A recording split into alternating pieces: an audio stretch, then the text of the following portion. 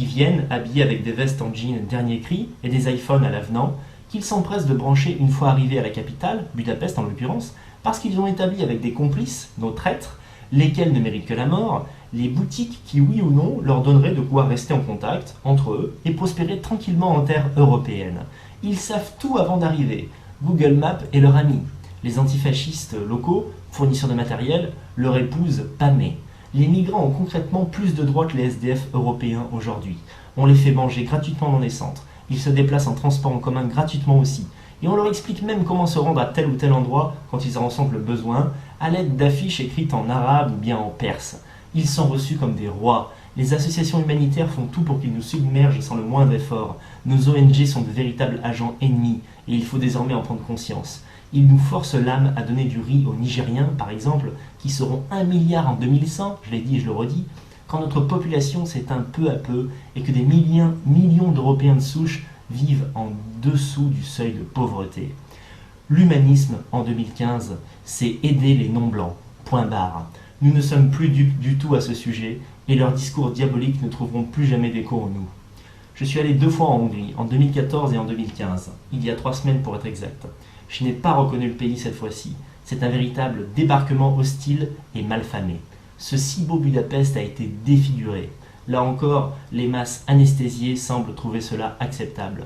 Mais ça n'est pas, c'est inacceptable et ça doit prendre fin. Au milieu de toutes ces données désespérantes, une lueur d'espoir cependant. La loi hongroise permet encore aux nationalistes de mener des actions pour freiner l'invasion en cours. Vous en avez peut-être déjà entendu parler, il s'agit d'une barrière grillagée entre la Serbie et la Hongrie pour empêcher les migrants de passer. Ils passeront quand même, mais ce filtre en refroidira un certain nombre. À cela, le maire et les habitants de Hachot-Halom, j'espère que je le prononce bien, Hachot-Halom, celui par lequel les migrants déferlent par milliers, aimeraient ajouter une surveillance armée permanente. Et pour ce faire, ils ont besoin de fonds. Oui, encore de l'argent, toujours de l'argent, mais on parle de conséquences concrètes ici. Vous donnez de vous-même, ils achètent du matériel, des jeeps et des vivres, et ils empêchent des milliers d'envahisseurs d'entrer sur leur territoire, puis sur les vôtres. Ai-je besoin d'argumenter davantage? On parle de notre survie. Je vous lis l'appel aux dons tel qu'il est lancé sur la page de TV Liberté, qui en est le partenaire officiel. Depuis quelques mois, Depuis quelques mois, la petite ville de Hachot-Halom, en Hongrie, subit une véritable invasion de clandestins. En effet, à la frontière entre la Serbie et la Hongrie, cette localité est un véritable porte d'entrée pour les migrants vers l'espace Schengen. Ce sont plusieurs milliers de personnes qui ont déferlé sur ce petit bourg de 4000 habitants. Les 3 gardes champêtres sont donc débordés. Ils n'ont même plus de véhicules pour se déplacer, leur vieille Lada étant tombée en panne. Il leur devient impossible de contrôler l'ensemble des 25 km de frontières, mais aussi de nettoyer les dégâts laissés par les migrants sur leur territoire communal de 122 km². Car, même si une clôture est en construction entre les deux pays, il faudra surveiller celle-ci pour éviter qu'elle ne soit endommagée dès les premiers jours et donc rendue inefficace. Le maire désespéré a lancé un appel à l'aide. Il lui faut 20 000 € environ pour acheter un véhicule moderne, au plus vite, et 5 000 € afin de l'adapter à sa mission. Nous ne pouvons pas rester insensibles. En effet, seule une petite minorité des migrants qui entrent en Hongrie y restent. La plupart se dirigent vers des pays où le système social leur est plus favorable, la France en tout premier lieu.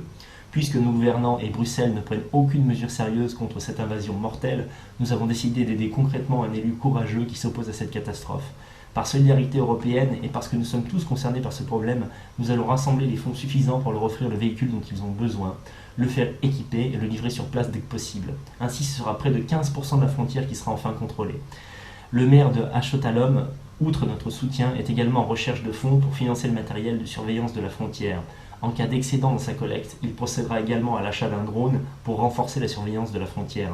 Quelle que soit la somme collectée sur cette plateforme par le biais de l'association NCI, l'intégralité de l'argent sera reversée à la commune d'Hachot-Halom pour financer son équipement dans la lutte contre l'immigration clandestine. La situation est urgente, nous avons besoin de vous, votre don, même modeste, compte, nous comptons sur votre générosité. J'ajoute qu'en fait, ces dons sont déductibles d'impôts. Donc vous verrez à travers le lien, vous aurez la curiosité de cliquer dessus, même si vous ne voulez pas donner d'argent pour l'instant. Et vous verrez, il faut en donner. Il faut en donner. Par exemple, si vous donnez 15 €, eh bien en fait, c'est comme si vous aviez donné 5 € après réduction fiscale. 50 €, vous avez... En fait, quand vous donnez 50 €, vous ne payez que 17 €. Parce qu'on vous retire en fait ce qui reste sur les 50 € après des réductions fiscales. Enfin, vous m'avez compris, quoi. En gros, non seulement c'est utile, mais en plus de ça, ça peut vous servir et ça peut, comment dirais-je, ça peut être beaucoup moins cher que ce que vous croyez. Alors prenons 100 euros par exemple, parce que c'est une somme importante. Donner 100 euros égale 34 euros après réduction fiscale. Ce n'est rien du tout. Je vais moi-même le faire dans les jours qui viennent. 3200 euros collectés sur 25 000 euros d'objectif, c'est vraiment pas beaucoup.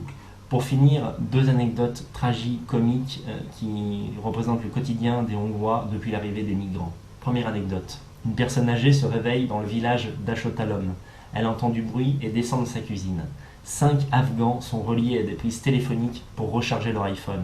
La porte était ouverte, oui parce qu'entre blancs on laisse les portes ouvertes, on se sent en sécurité, et eux sont rentrés et ont fait comme chez eux. Avec la vieille dame, ils n'arrivent pas à se faire comprendre. Elle est obligée d'appeler les policiers au cœur de la nuit.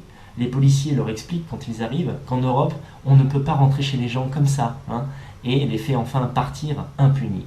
Cette histoire a fait le tour du pays depuis. Deuxième récit non fantastique et bien réel, malheureusement. Vous avez une maison à la campagne. Imaginez que vous avez une maison à la campagne. Vous y allez quand il fait chaud, printemps et été. L'hiver, vous la laissez se reposer, si l'on peut dire poétiquement. Un jour, vous revenez en mai et votre maison est en ruine. Des migrants l'ont brûlée, mobilier puis fondation, parce qu'ils l'ont investi l'hiver qui vient de passer et que l'hiver, il fait froid. Il fallait bien qu'ils se réchauffent, les pauvres. Pour ce faire, ils ont consommé le bois de votre vie. Vous avez tout perdu, vêtements, souvenirs, photos, logis, objets de valeur personnelle. Et pourtant, oui, parce que ce n'est pas fini, l'ONU continue de vous expliquer que vous êtes des privilégiés et que c'est eux, ceux qui ont brûlé votre maison, qu'il faut aider. Ils ne vont pas en prison, ils ne vont jamais en prison. On ne sait pas où ils sont, personne ne sait qui ils sont. On ne contrôle pas leur identité quand ils entrent sur le territoire de l'UE. Ils brûlent leurs papiers avant d'arriver. Cela fait d'eux des sans-papiers, c'est-à-dire des personnes qui ont tous les droits. Si je commets quelques meurtres pédophiles, soyons fous, une super solution s'offre donc à moi. Je prends un vol pour la Turquie, puis un bateau pour la Grèce. Là, je déchire tous mes papiers et laisse pousser ma barbe. Je cultive un look de mec en galère. Et encore, ce n'est même pas obligatoire. De nombreux migrants que j'ai croisés en Hongrie étaient très propres sur eux. Mais bon, mettons toutes les chances de notre côté. Je me rends ensuite à la frontière bulgare. Je me déclare réfugié politique. Chat perché. Je baragouine 3 mots d'anglais et on me laisse passer. Je fais la même chose en Serbie, puis en Hongrie.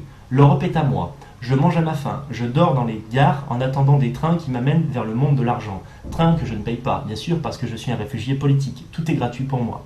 Et je vais au Royaume-Uni et en Allemagne, où je serai demain le maître de l'univers. L'Europe me suce la bite.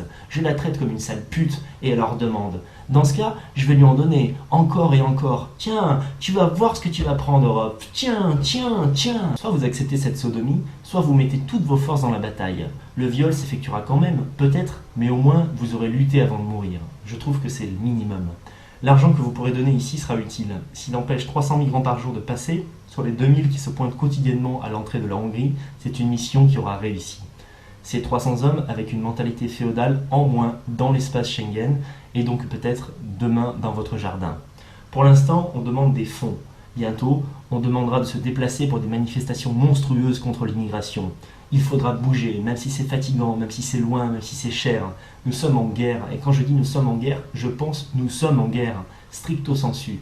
Sachez qu'en bout de chaîne, on se souviendra des déserteurs et qu'on les fera payer à notre façon. Partagez cette vidéo où j'ai dit le moins de gros mots possible, et une vidéo que je trouve présentable même aux oreilles de votre grand-mère.